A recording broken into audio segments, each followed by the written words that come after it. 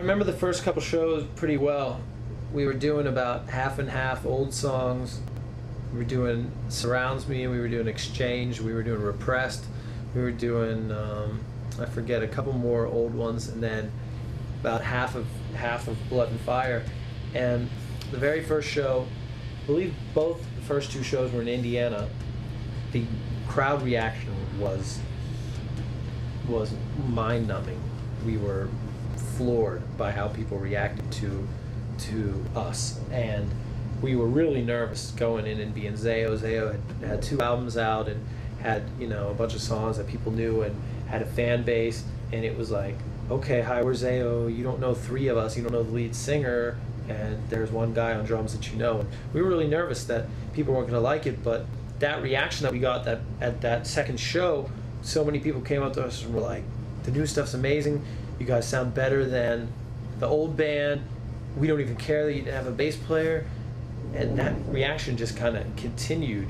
And that, I was really floored by that, because I don't think we knew that, you know, that it would be like that. The first show is still kind of hazy to me, but the second show was memorable. I believe Russ drop-kicked me in the face that show, because a lot of on-stage violence was a big part of influence at the time. Jesse broke his double bass pedal, and we only got to play like 6 songs, and Dan threw up on stage. Throwing up, beating the crap out of each other.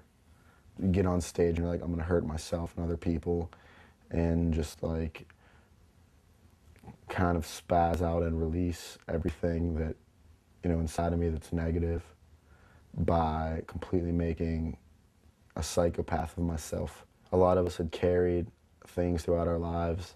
We all had baggage, you know, the albatross around the neck, and that was our chance to try to be apart from it, once again, for 30 to 40 minutes. I can honestly say that I know a couple people personally, like I said, we did it because we know, you know, people might be attracted to it, but I would say that it wasn't done just for theatrics by any means. It definitely was, you know, that was definitely a very true sort of anger and rage, and, you know, I guess that's what always has drawn me to this type of music is, and, you know, instead of having to go and sit with a psychiatrist, or, you know, taking it out on other people or your friends, or, you know, wanting to fight and things, like this was, you would take everything in your life that hurt you, everything in your life that you hated, and you would have 30 or 40 minutes to try to more or less vomit it out onto the crowd.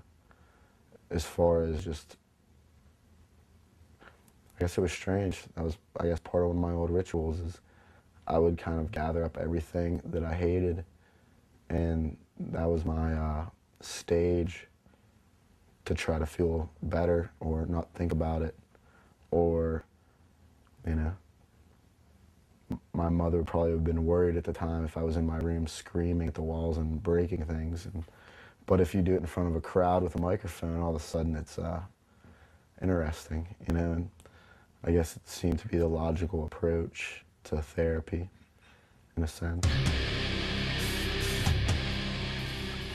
Right prior to recording Blood and Fire is probably one of the craziest times I've ever went through in my life. I was in between 11th and 12th grade. I had a nervous breakdown 3 days after 11th grade let out. It was actually, I went, got my senior pictures taken to be in the yearbook for 12th grade, and about 4 hours later is when, 4 hours later is when I had probably the worst experience of my life.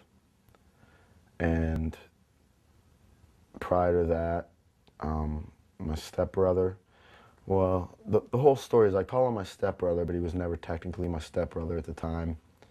My mom dated you know, after she had divorced my father, had dated a man they dated for 13 years until they were married.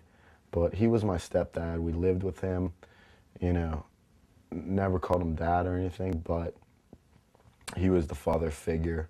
They were together for a long time.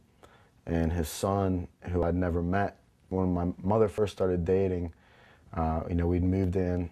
We lived in a really bad area, moved in, and after a couple months, his son had gotten, more or less had to leave the state of California because, you know, he wasn't even 18, he had all kinds of criminal problems, we'll say.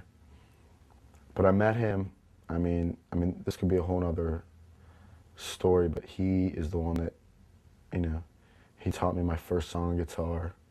He listened to music, he introduced me to like heavy music. You know, he was in a band when I was young. You know, they played little shows. They were kind of, I would say, like King Diamond-esque type of just metal. And, you know, I remember seeing a show with like 15 people there and being like, this is so amazing. But he died very, you know, in a car accident very suddenly. And it wasn't something we were really allowed to talk about in my house because of issues with him and his father. You know, his father feeling that he didn't do a proper job of raising him and feeling that now that he was gone, you know, kind of looking back and saying, you know, I totally screwed up, you know, with my son and now he's gone and there's nothing I can do. And we didn't talk about it, you know. It was just something he didn't talk about because he didn't know how to deal with it and he would get upset. And a lot of the early, like the first time I ever was writing like poems and stuff, what had to do with a lot, like, you know, I would sit around and think about the last time I ever saw my brother and what we talked about. And, you know, just like, you know, I remember what he was wearing and I remember, you know, the weather that day. And it's one of the clearest memories I have, probably is the last time I saw him. And, you know, he died and it was a total mess. You know, he not only did he die, but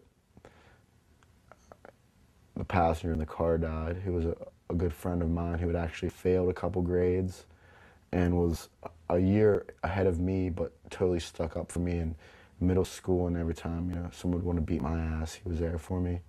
So not only did my brother die, but this person that had been a big impact in my life died. The person that died with my brother's cousin committed suicide after they died because he just couldn't take it. I mean, these were really just good people. You know, they were burnouts, is what people used to call them. Just like, that's what they used to call metalheads. Just call them burnouts, you know. You know, he's half the reason I'm here, you know.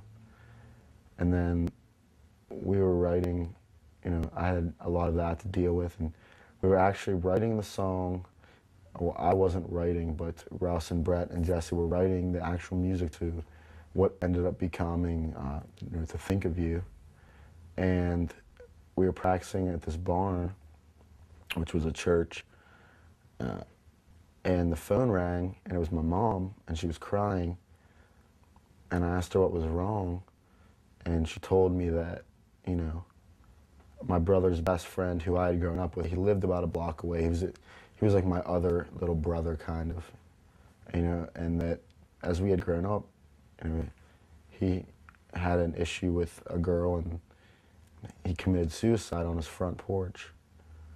And my mom calls and tells me this while we're, you know, they're writing a song and I'm just sitting there kind of flipping through lyrics and poems and, you know, trying to find maybe something to put to this song that, you know, musically was To Think of You at the time. And, you know, I get this call and she's like, you know, I just got to tell you that, you know, Robbie killed himself today.